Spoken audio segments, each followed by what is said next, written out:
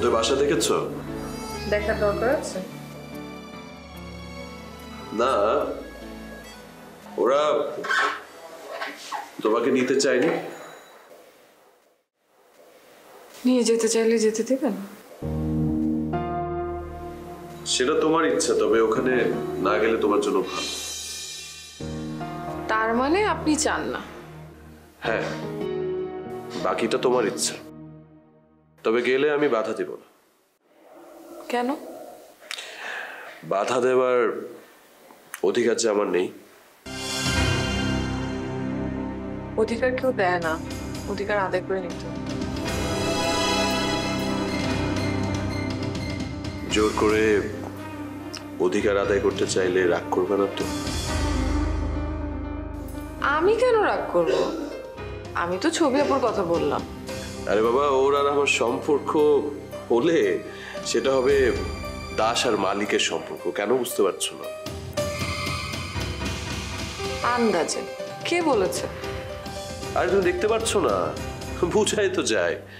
শোনো, ও চাই সবাই ওর কথা শুনুক, সব মানুষ ওর কথা শুনুক। আমি তো তেমনটা না। আমি কেমন চাই? আমি চাই দুজনের মধ্যে একটা আন্ডারস্ট্যান্ডিং থাকবে, একটা কেয়ারিং শেয়ারিং ব্যাপার থাকবে। আর সেটা যদি না হয়, আমারও তো অনেক নেগেটিভ দিক আছে। বুঝতে পেরেছি। আরে বাবা, বললেই তো হয় তুমি আজমকে বিয়ে করতে চাও। এসব কথা বলার তো কোনো দরকার ছিল না। আপনার কি তাই মনে হয়? আর তো কোনো অপশন নেই। ঠিক আছে, তাহলে চলেন কালকেই বিয়ে করি।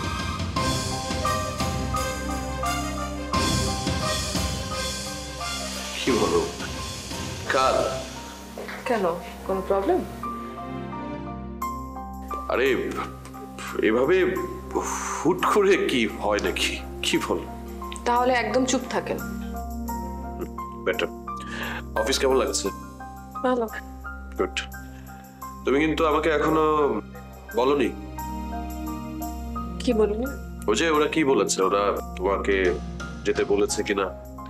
বলেছে, তবে আমি রাজি হইনি। গুড। ওদের সাথে গেলে ভয়ঙ্কর বিপদে পড়বে। জানি, তবে এই জায়গাও আমার জন্য খুব একটা কমফোর্টেবল না। আরে কি বলছো? ছবি তো তোমাকে অনেক পছন্দ করে। ভুল। ভুল? হ্যাঁ, তার ধারণা আমি তার কাছ থেকে আপনাকে কেড়ে নিচ্ছি। ভাবুক। লিসেন, আমি তো কারো দাস হব। বাদ দিন না, ভবিষ্যতে কি হবে আমরা কিন্তু কেউ জানি না। হ্যাঁ, তা ঠিক। তারপরেও আমরা। চুপ। ওকে, চুপ। আর কোনো কথা বলবো না। বস।